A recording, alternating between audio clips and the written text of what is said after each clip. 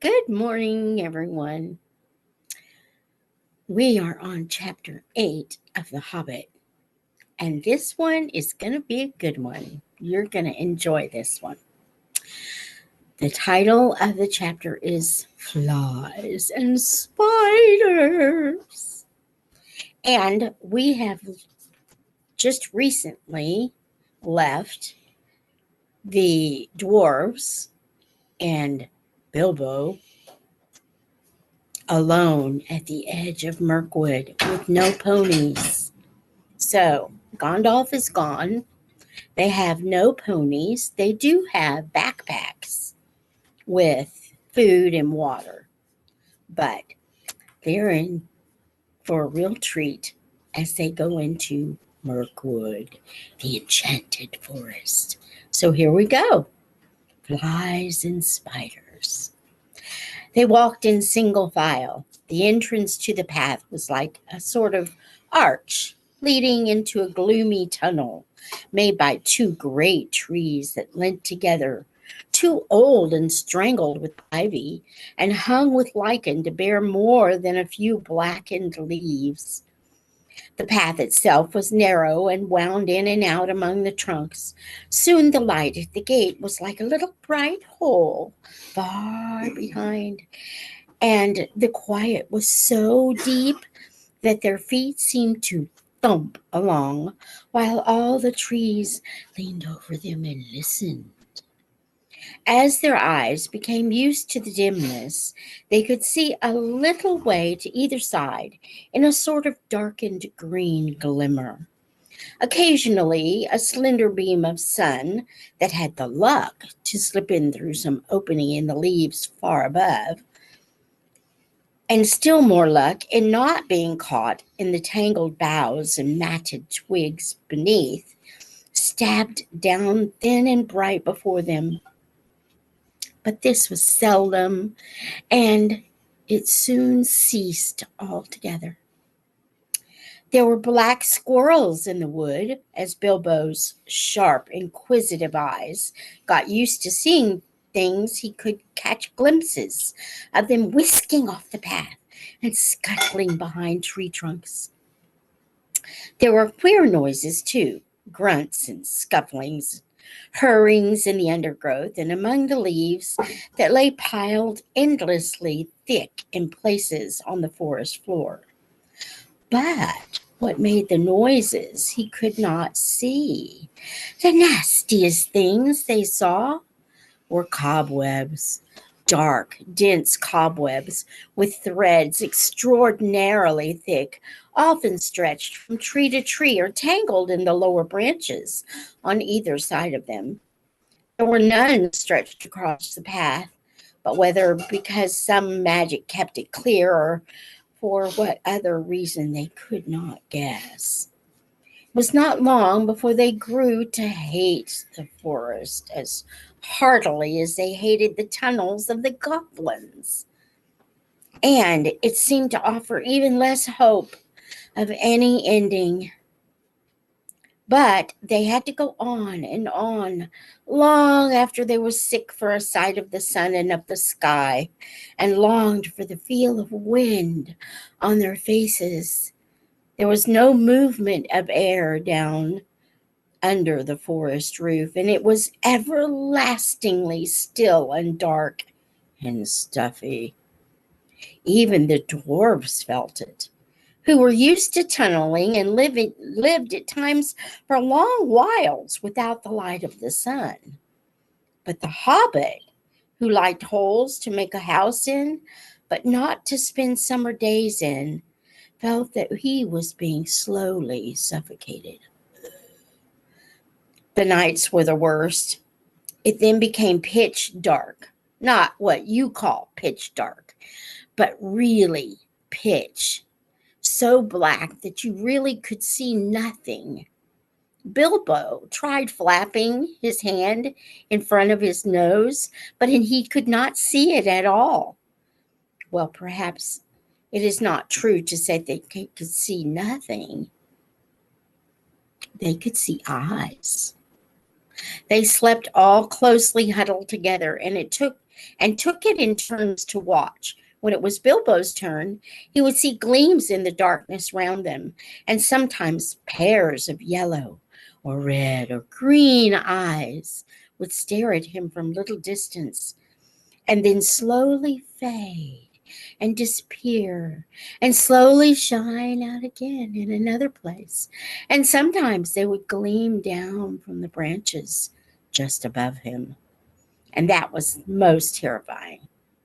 But the eyes that he liked the least were horrible, pale, bulbous sort of eyes, insect eyes, he thought, not animal eyes, only they are much too big.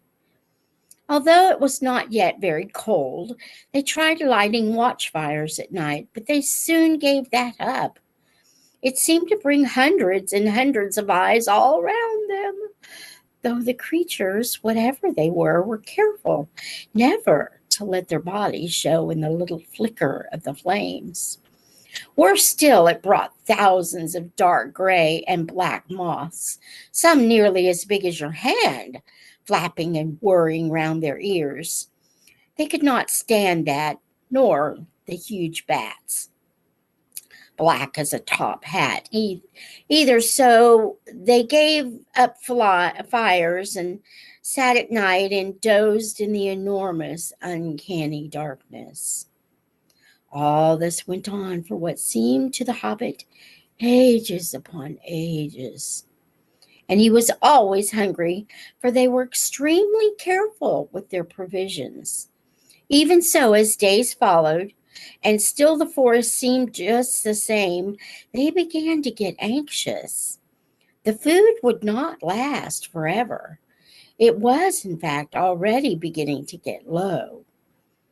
They tried shooting at squirrels, and they wasted many arrows before they managed to bring one down on the path. But when they roasted it, it proved horrible to taste, and they shot no more squirrels. They were thirsty too, for they had none too much water, and in all the time they had seen neither spring nor stream. This was their state, when one day they found their path blocked by a running water. It flowed fast and strong, but not very wide, right across the way, and it was black, or looked it in the gloom. It was well that Bjorn had warned them against it, or they would have drunk from it, whatever its color, and filled some of their emptied skins at its bank. As it was, they only thought of how to cross it without wetting themselves in the water. There had been a bridge of wood across, but it had rotted and fallen, leaving only the broken posts near the bank. Bilbo, kneeling on the brink and peering forward, cried, "There's a boat against the far bank. Now, why couldn't it have been on this side?" "How far away do you think it is?" asked Thorin, for by now they knew Bilbo had the sharpest eyes among them. "Not far at all. I shouldn't think above 12 yards. 12 yards? I should have thought it was 30 at least, but my eyes don't see as well as they used to 100 years ago. Still, 12 yards is as good as a mile.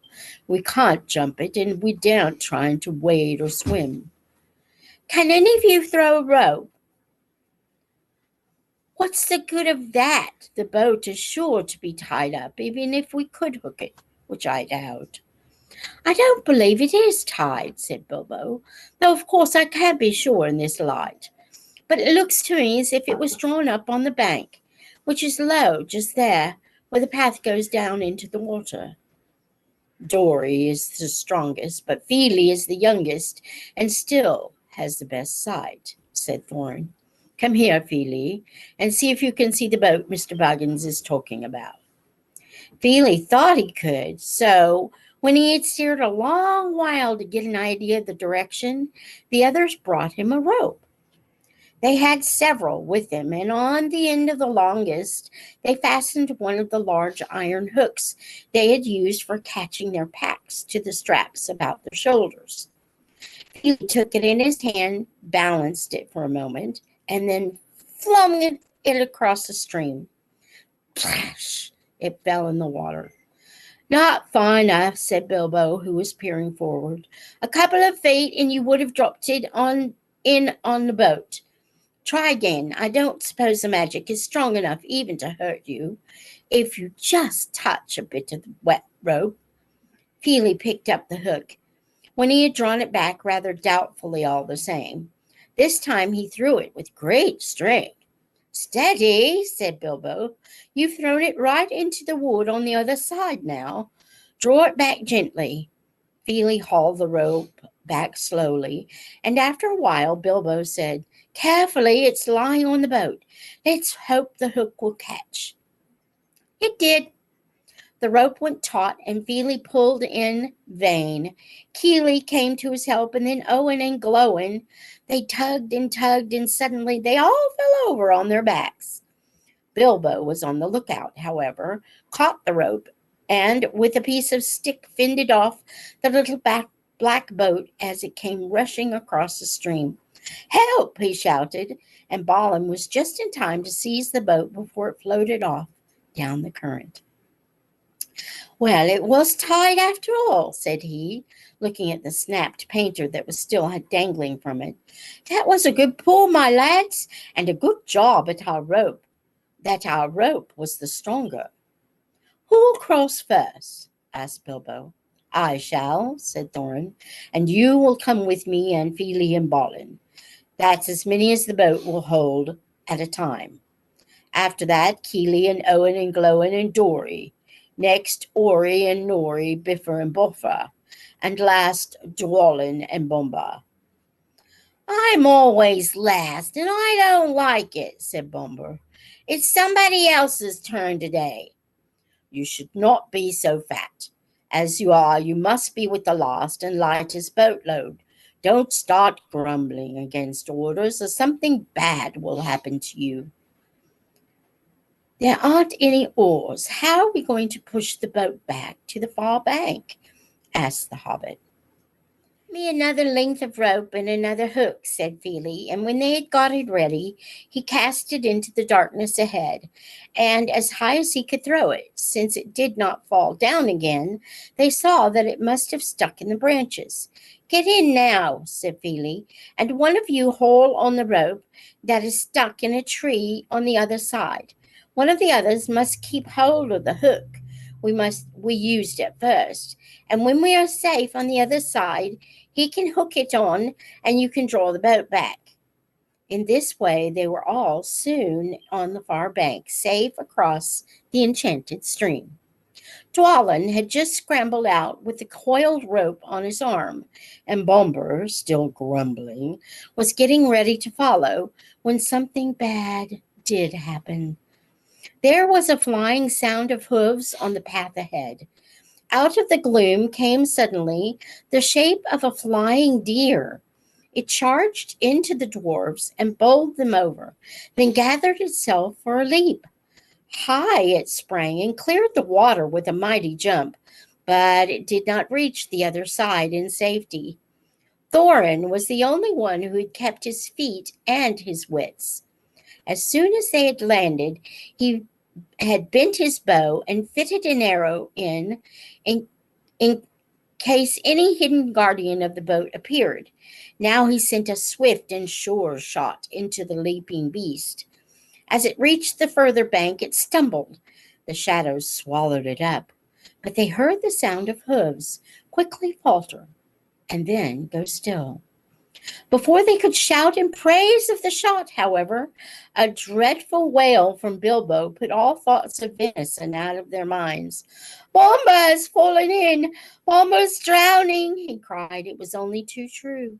Bombur had only 1 foot on the land when the heart bore down on him and sprang over him. He had stumbled, thrusting the boat away from the bank, and then toppled back into the dark water. his hands slipping off the slimy roots at the edge, while the boat span slowly off and disappeared. They could still see his hood above the water when they ran to the bank. Quickly, they flung a rope with a hook towards him. His hand caught it, and they pulled him to the shore. He was drenched from hair to boots, of course, but that was not the worst. When they had laid him on the bank, he was already fast asleep, with one hand clutching the rope so tightly that they could not get it from his grasp. And fast asleep he remained, in spite of all they could do. They were still standing over him, cursing their ill luck and BOMBUR's clumsiness, and lamenting the loss of the boat, which made it impossible for them to go back and look for the heart, when they became aware of the dim blowing of horns in the wood and the sound as of dogs baying far off, and they all fell silent. And as they sat, it seemed they could hear the noise of a great hunt going by to the north of the path, though they saw no sign of it. There they sat for a long while and did not dare to make a move. BOMBUR slept on with a smile on his fat face, as if he no longer cared for all the troubles that vexed them. Suddenly, on the path ahead appeared some white deer, a hind, and fawns as snowy white as the heart had been dark. They glimmered in the shadows. Before Thorn could cry out, 3 of the dwarfs had leaped to their feet and loosed off arrows from their bows. None seemed to find their mark. The deer turned and vanished in the trees as silently as they had come, and in vain the dwarfs shot their arrows after them. "Stop! Stop!" shouted Thorin, but it was too late. The excited dwarfs had wasted their last arrows, and now the bows that Bjorn had given them were useless. They were a gloomy party that night, and the gloom gathered still deeper on them in the following days.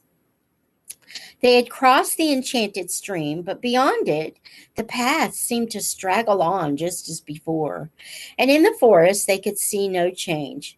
Yet, if they had known more about it and considered the meaning of the hunt and the white deer that had appeared on their path, they would have known that they were at last drawing toward the eastern edge and would soon have come, if they could have kept up their courage and their hope, to thinner trees and places where the sunlight came again. But they did not know this, and they were burdened with the heavy body of BOMBUR, which they had to carry along with them as best they could, taking the wearisome tasks in turn for each, while turns of four each, while the others shared their packs. If these had not become all too light in the last few days, they would never have managed it. But a slumbering and smiling BOMBUR was a poor exchange for packs filled with food, however heavy. In a few days, a time came when there was practically nothing left to eat or to drink. Nothing wholesome could they see growing in the wood, only the funguses, we would say fungi, and herbs with pale leaves and unpleasant smell. About 4 days from the enchanted stream, they came to a part where most of the trees were beeches. They were at first inclined to be cheered by the change, for here there was no undergrowth, and the shadow was not so deep. There was a greenish light about them, and in places they could see some distance to either side of the path. Yet the light only showed them endless lines of straight gray trunks, like the pillars of some huge twilight hall. There was a breath of air and a noise of wind, but it had a sad sound. A few leaves came rustling down to remind them that outside autumn was coming on. Their feet ruffled among the dead leaves of countless other autumns that had drifted over the banks of the path from the red carpets of the forest. Still BOMBUR slept, and they grew very weary. At times they heard disquieting laughter. Sometimes there was singing in the distance, too. The laughter was the laughter of fair voices, not of goblins. And the singing was beautiful, but it sounded eerie and strange. And they were not comforted. Rather, they hurried on from those parts with what strength they had left. 2 days later, they found their path going downwards, and before long, they were in a valley filled with almost entirely with a mighty growth of oaks. "Is there no end to this accursed forest?" said Thorn. "Somebody must climb a tree and see if he can get his head above the roof and have a look round. The only way is to choose the tallest trees that overhangs the path." Of course, somebody meant Bilbo. They chose him because to be of any use, the climber must get his head above the topmost leaves, and so he must be light enough for the highest, topmost branches and slenderest branches to bear him. Poor Mr. Baggins had never had much practice in climbing trees, but they hoisted him up into the lowest branches of an enormous oak that grew right out into the path, and up he had to go as best he could. He pushed his way through the tangled twigs with many a slap in the eye. He was greened and grimed from the old bark of the greater boughs. More than once he slipped and caught himself just in time. And at last, after a dreadful struggle in a difficult place, there seemed to be no convenient branches at all. He got near the top. All the time he was wondering whether there were spiders in the tree and how he was going to get down again, except by falling. In the end, he poked his head above the roof of leaves, and then he found spiders, all right.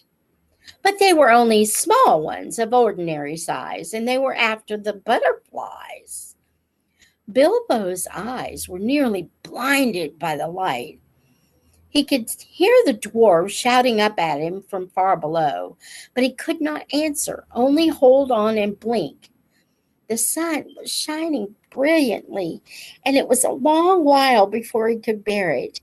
When he could, he saw all around him a sea of dark green, ruffled here and there by the breeze.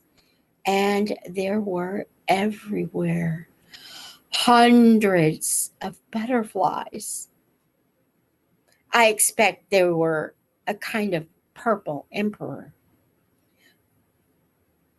A butterfly that loves the tops of oak woods, but these were not purple at all. They were all dark, dark, velvety black, without any markings to be seen.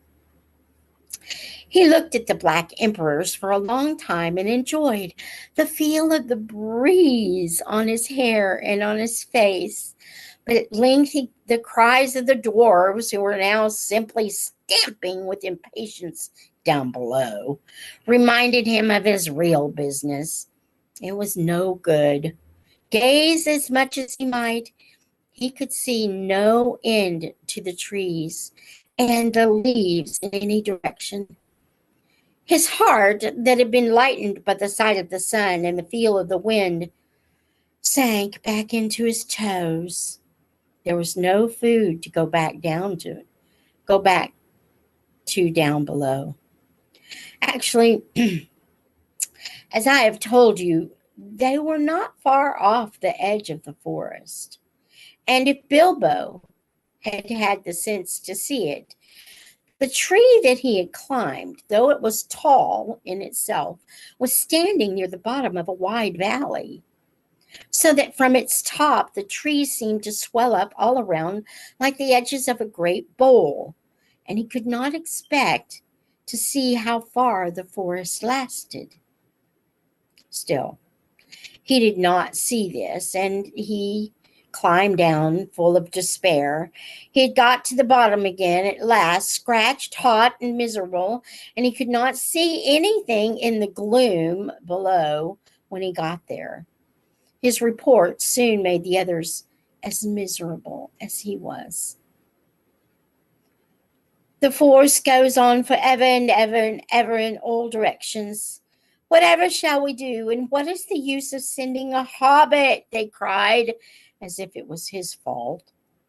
They did not care tuppence about the butterflies, and were only made more angry when he told them of the beautiful breeze, which they were too heavy to climb up and feel. And I'm going to stop here. I'm going to be doing this chapter and the following chapters in smaller segments so that it doesn't take so long. And besides, this chapter is 28 pages long. So we've done 9, which is a good amount. Until next time, may the Lord bless you and keep you. May he make his face to shine upon you and be gracious to you. May the Lord lift up his countenance upon you and grant you his peace.